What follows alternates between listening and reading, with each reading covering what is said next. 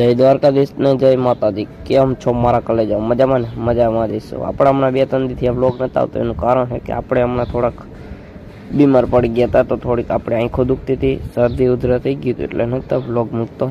તો અત્યારે જાઉં મારે કુવાડો વાળ કપાવા, તો મેના રાણીને કરી લીધી તૈયાર અને ફાઇનલી હવે મેના રાણી લઈને જવું છે કુવાડવા. તો ચલો કન્ટિન્યુ. તો મેના રાણી કાઢીને નીકળી ગયો કુવાડવા સાઈડ ને ફાઇનલી આવી ગયો હોઉં કુવાડવા ચોકડીએ. ગાડી કરી લીધી આપણે પાર્કિંગ, મીંડા સીડી ચડવા, તડકો એટલો બધો છે. અને ફાઇનલી આવી ગયો વાળ કપાવવા માટે. મારો વારો આવી ગયો ને થોડોક સીન ઉતારી લીધો, કાચમાં થોડુંક ડાચું દેખાડી લીધું હરખું. અને ફાઇનલી હું વાળ કપી લો. વાળ કપીને હવે જાઉં છે ડાયરેક્ટ ઘર સાઈડ. તો ડાયરેક્ટ નીકળી ગયો ઘર સાઈડ ને આવી ગયો ડાયરેક્ટ ઘરે દાળ પકવાન લઈને.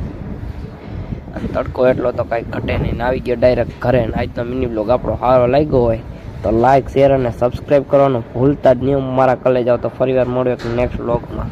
Tata and bye bye.